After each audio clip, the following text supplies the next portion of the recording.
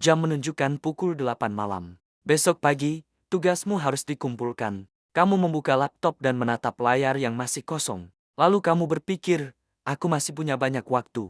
5 menit kemudian, kamu membuka YouTube. Setelah itu, kamu membuka Instagram. Kemudian, tanpa sadar, kamu mulai menonton video demi video. Tiba-tiba, jam sudah menunjukkan pukul 1 dini hari. Rasa panik mulai muncul. Jantungmu berdebar lebih cepat.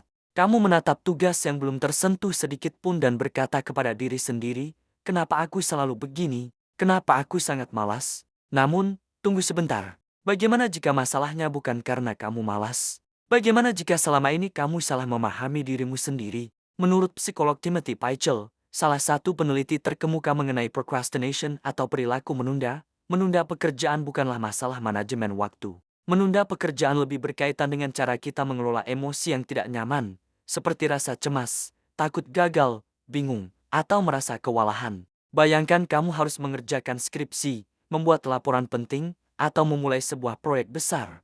Tugas tersebut terasa begitu berat. Kamu khawatir hasilnya tidak akan cukup baik. Kamu takut gagal. Kamu takut dinilai orang lain. Lalu, otakmu mencoba mencari jalan keluar tercepat untuk menghilangkan perasaan tidak nyaman itu. Dan solusi tercepat yang ditemukan oleh otak adalah menunda. Kamu berkata, aku akan mulai setelah makan. Kemudian berubah menjadi, aku mulai nanti malam. Lalu berubah lagi menjadi, besok saja. Besok aku pasti lebih semangat.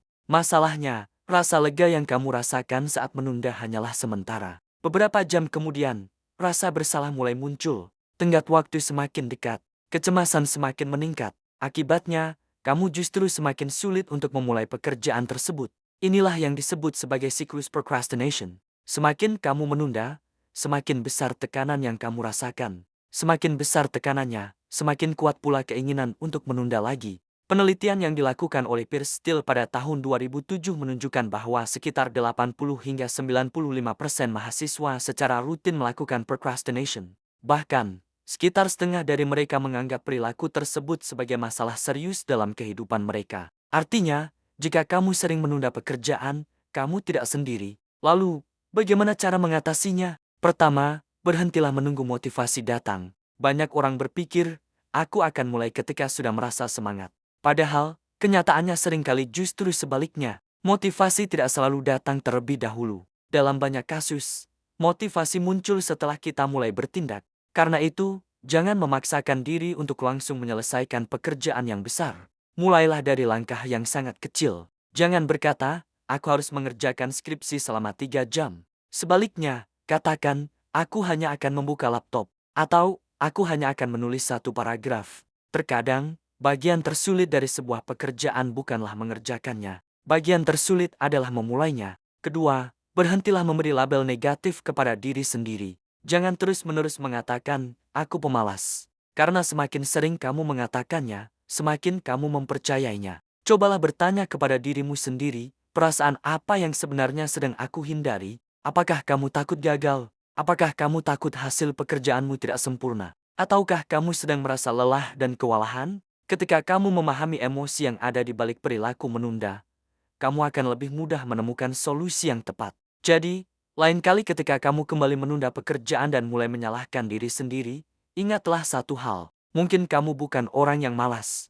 Mungkin otakmu hanya sedang mencoba melindungimu dari perasaan yang tidak nyaman. Sayangnya, perlindungan jangka pendek itu seringkali menciptakan masalah yang lebih besar di masa depan. Karena itu, daripada bertanya, mengapa aku begitu malas? Cobalah bertanya, perasaan apa yang sebenarnya sedang aku hindari? Sebab, memahami dirimu sendiri adalah langkah pertama untuk keluar dari kebiasaan menunda. Dan mungkin, setelah mengetahui semua ini, kamu akan menyadari satu hal, kamu tidak malas. Kamu hanya belum memahami cara kerja pikiranmu sendiri. Jika video ini membantumu memahami dirimu sedikit lebih baik, jangan lupa untuk like video ini. Tulis komentar tentang pengalaman menundamu sendiri di bawah. Dan subscribe channel ini agar tidak ketinggalan konten-konten bermanfaat lainnya. Sampai jumpa di video berikutnya.